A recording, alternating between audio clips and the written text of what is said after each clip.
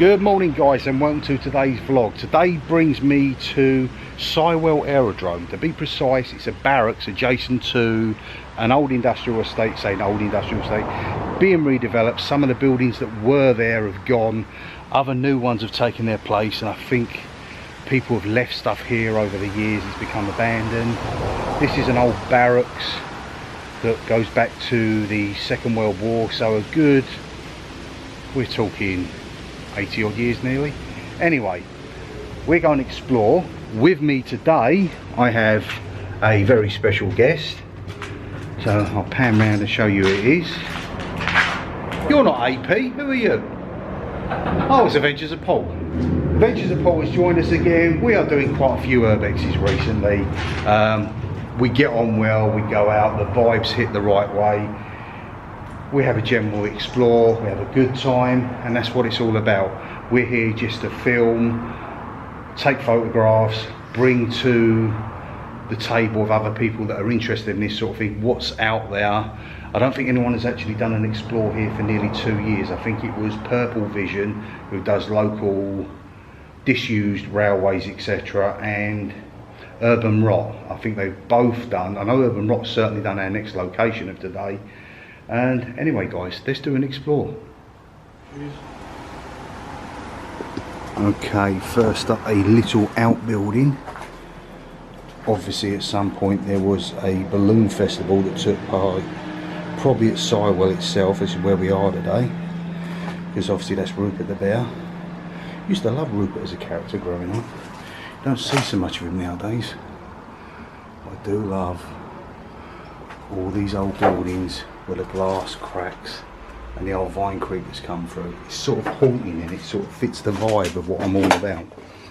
These are just a couple of toilet block cubicles, so no need to show you both of those. But that's just a small outbuilding. I'll tell you what I make of them all as we go along.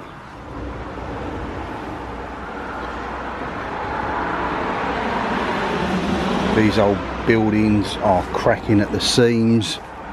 Still entry at the moment. You still got the old fittings around the windows, etc. And that's just a small outbuilding there. And main parts are these ones down here. But just to show you what's in it, I believe. So the other side was toilets. These would have been shower facilities. If you're coming down here, watch that, that is asbestos. So don't disturb it by all means. It's certainly got the haunting vibes to it. It truly is like looking at something out of a horror movie where the vine creepers have taken hold. Hollywood would be proud to reproduce something like that.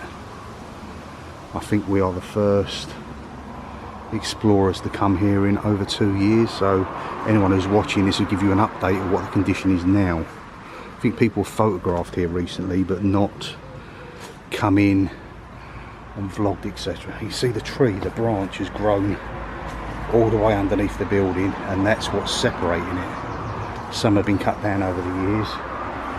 I'll show you the outside down here as we walk along before entering it. Again, the windows, the vine creepers. You have to really love this stuff to really appreciate it. There, that is a Second World War shelter. I believe it's called a Stanton Shower, not a Anderson Shower. I'll explain a bit more about that as we go into it. But that is magnificent. I believe Paul's in there. Hopefully he's not going to jump out on me. So let's start going through this block. There's 2 doors. I believe this here. Oh well, it separates into a couple. Right, okay, that's a little cubby hole, which is full of some sort of trays. Here's a door that's been busted in. And look at that for a walkway. Now the first things I will turn around and tell you, if you look the way you've got the green markings down the side, if anyone has ever done Bletchley Park, although this is in a dilapidated appearance, and you can see it goes through one building, then another building, then another building after that. This is identical to the blocks at Bletchley Park with an extremely high roof. Okay, we'll walk the length of this before coming back and showing you what's in the rooms. Not a great deal, to be honest with you.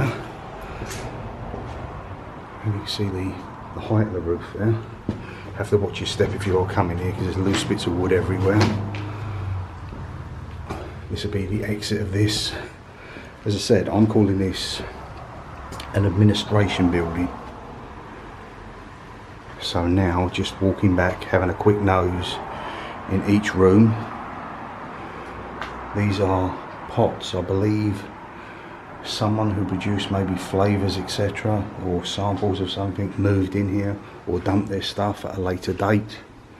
Nothing to do with the original, although that does look like it's an old wooden turn of the century coming up to the Second World War locker.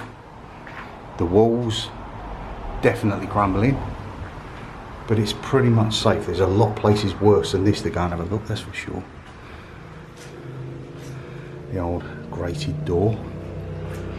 As you see, trees and creepers growing through.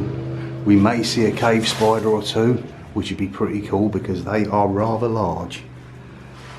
I just hope it's focusing well enough, because obviously cast shadows, etc. Try not to get it too blurry. Keep the movements. I have got a torch, but I'd rather not use it to show you more of an ambient view. That's again more pots, mesh, etc.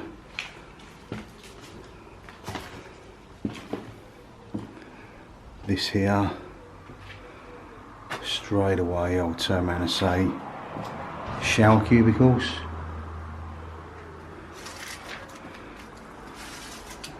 And these would have been your toilet facilities. And some animals have been ripped to shreds. You can see feathers everywhere, so that turns around and says possibly a fox has brought his prey in here at some point and consumed it. The roof again, and so look at that crack. It's pretty much all like that, and as far as I'm aware, me and Paul are the first people to be here in a couple of years, so it's good to give an update to any of you guys who are thinking, oh, let's come back and have a look what it's like now, what's left of it. Yeah, I can just imagine perhaps a desk sitting in one of the corners. These are shelves. Obviously we're well beyond the point of PCs and modern day appearances, but I'm believing very much like Bletchley Park, some of these offices would have had Enigma machines in them. Now it wasn't, when you say the Enigma was not cracking the codes. The idea of cracking the code was to crack the code that each Enigma machine carried. The Enigma machine was basically like a messaging system, like a typewriter which types out a message, and you decipher from that what the code was, and that's what they called the bomb at Bletchley Park that Alan Turing masterminded behind, and cracked the code and helped us to prevail and win the war. See, this is old chipboard. So it's been a dumping ground. People have used it to put stuff, maybe they had the intention of coming back one day and using it, but never did, because this has been here probably a quarter of a century. Anyway, that's this block. So, as I said, think in your mind, if you've ever been to Bletchley Park and you walk through the corridors with each room with something in it, look at the walls, see that the same. They're a dark military green at the bottom and more of a sandy yellow, I've forgotten the magnolia at the top. And that's this part. The next part through there, I would say that these were then on-site living quarters. Okay, into what I would call as the on-site living quarters. So we would have had, can't really see now, I don't know what that is. It's got nothing to do with the time period itself. That is obviously a base of where a shower would have been. So this is obviously a shower block. That goes without saying. Same across here, another shower block. A great big gaping hole at the side of it. Then this area here, I could only imagine, forget all this, this is what someone's brought in at a later date, use it, I don't know, you know, like you say, landfill, etc. Bit of graffiti everywhere, etc. If you've done this graffiti here, give yourself a shout out. But I've seen that chicken before, that's for sure. But all this area, I believe you would have had a stanchion of beds going across. So this would have been a barracks, a live on site barracks. Some people have turned around and said a workplace. No, it just doesn't fit the vibe.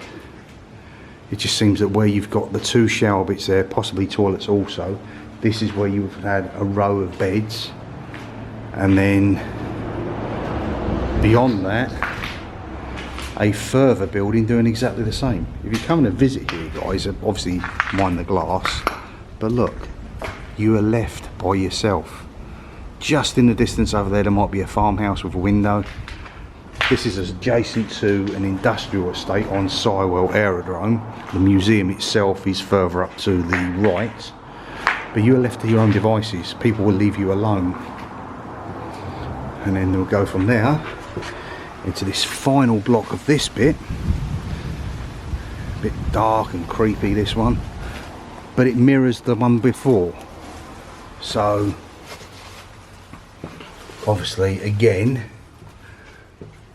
we have the same thing again, shower block, other side again, shower block. There's probably plumbing, so it probably turns around and said there was toilets here, and again where people filled this would not have been here. These would have all have been, there you go, there's your balloon festival with replica there. These all would have been, there would have been single bunks. Maybe they would have had like a curtain rail or something for a little bit of privacy, but these were wartime, so I think pretty much that sort of kind of thing went out the window. And as you can see, everything else that's here, possibly that could have come from a local stately home or manor house. That sort of fits the time period, that table, but apart from that, I would say this is probably a shell that's what's left, and people have dumped stuff in it afterwards. But it's a great find, it truly is.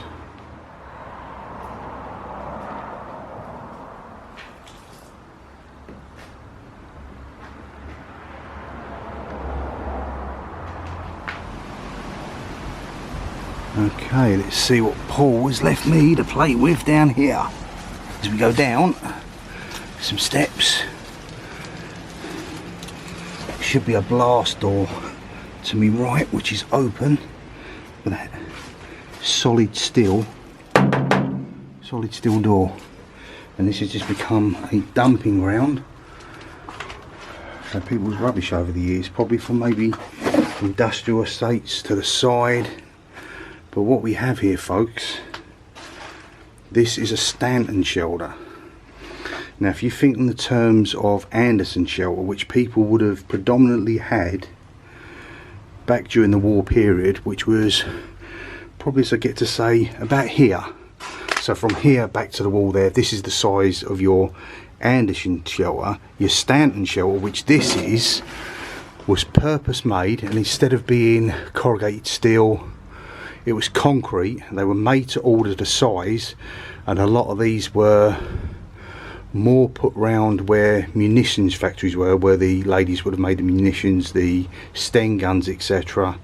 Your industrial infrastructure that had a lot of people and they needed to get people away in a quick period of time, and obviously on site where people were in extreme danger of your likes of here, Sywell Aerodrome.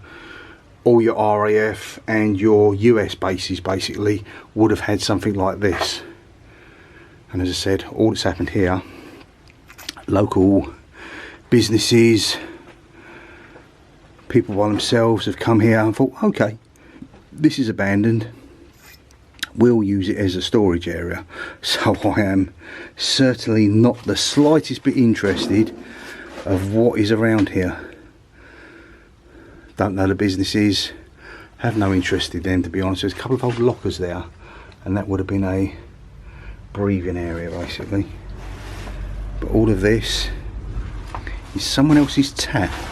And I'd say birds, mice, rats, etc. have nested in here at some point, because you get the telltale signs of the little bits of paper. But anyway, I wanted to show you guys what a Stanton Shower was. So look at the thickness of that door. Solid. Highly flammable store. So someone, they would not have kept flammable products in here during the war. This would have been for people. So maybe after, at a later date, an industry local, because I said we're adjacent to an industrial estate, they might have used this as a store to keep something. Anyway, hope you enjoyed that. Now this is what it's like with no permeating light from a torch, but I'll just show you how tight and narrow it is to get out. So we're adjacent to the blast door. This is the entrance. I think trees have actually grown up in amongst the steps, and this is just hidden away. If you're an explorer, you simply love this kind of stuff.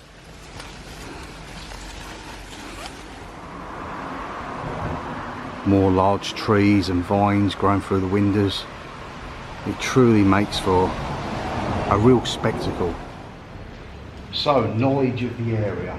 A lot of this is usually from the likes of Wikipedia, etc. But what I've gathered up, the information I've got, basically here at Sywell, these barracks here, they were built turn of the century, 1900s, into about 1928. Originally it was a training facility. Your old biplanes, your double-winged, ironically it's the company I used to work for had biplanes as their logo.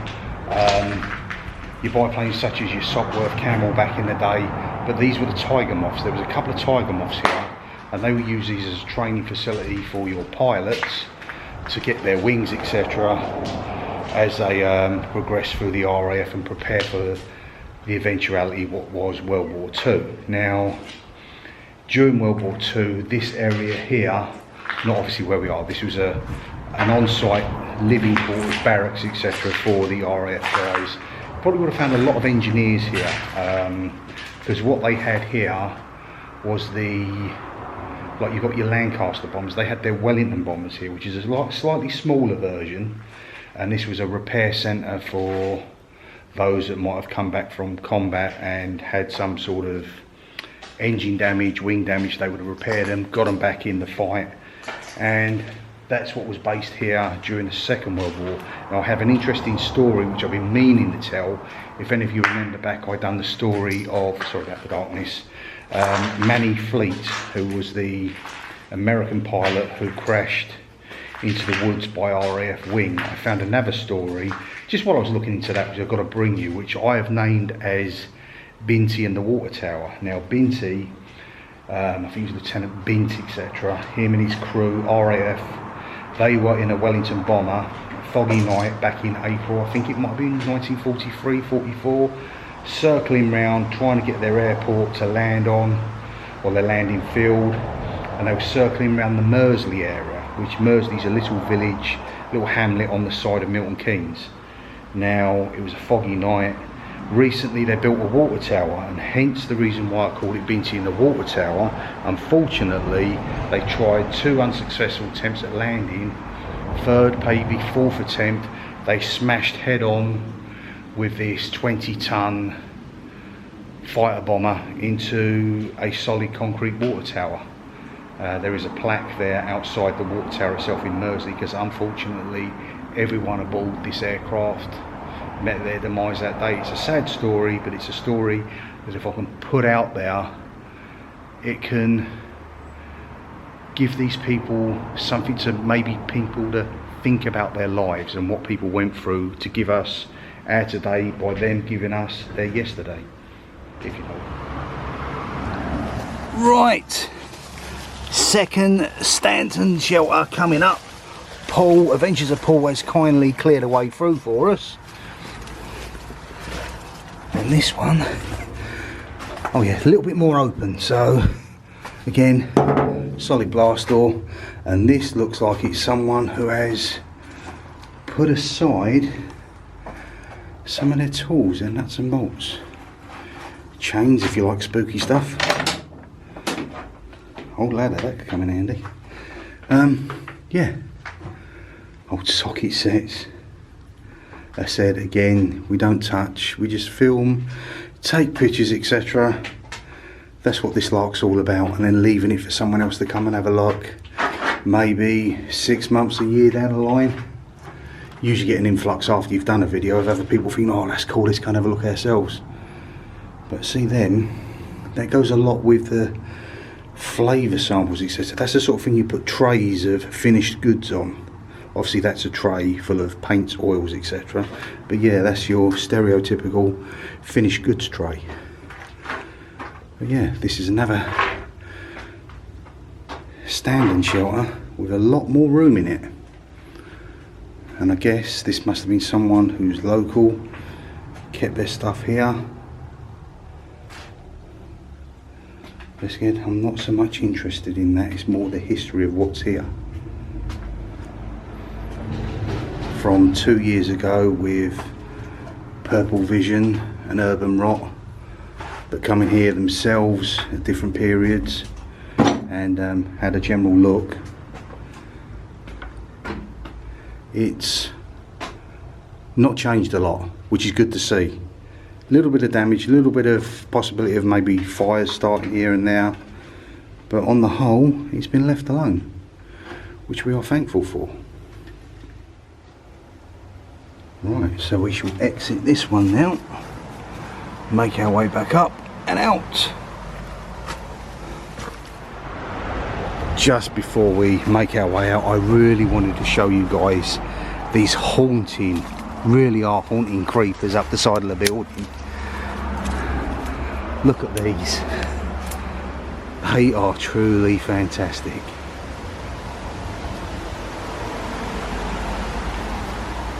They're reclaiming this land. The building's been swallowed up by the trees, the creepers, and eventually the pressure of that will make these implode. They'll probably stand for yet another maybe 20 years, each time slowly wearing away. You can see the overlay at the back with the brickwork exposed underneath, and then eventually this will collapse in on itself unless someone comes along and says, oh, I bought this bit of land, and demolishes it all with all its history and everything that's entailed. So I hope you've enjoyed it. Anyway guys, thank you very much for watching. We have really enjoyed this explore. It's something that is again on my bucket list. There's nothing here that's like going through properties with people's personal belongings. I love this where nature takes hold. There's not a lot left that's basically obtainable by those who want to make a few bob out of it. So we've enjoyed it. From myself and Adventures of Paul, please like, share, etc. Have a look at his channel, he does some good stuff. We're on to our next little vlog, expo, explore, urbex, etc. of today, which is probably about 15 mile away. We're doing them all in one hit today. And with that guys, enjoy the rest of your weekend. I'll see you in the movies, Paul will see you in the movies. Have a great time, bye for now.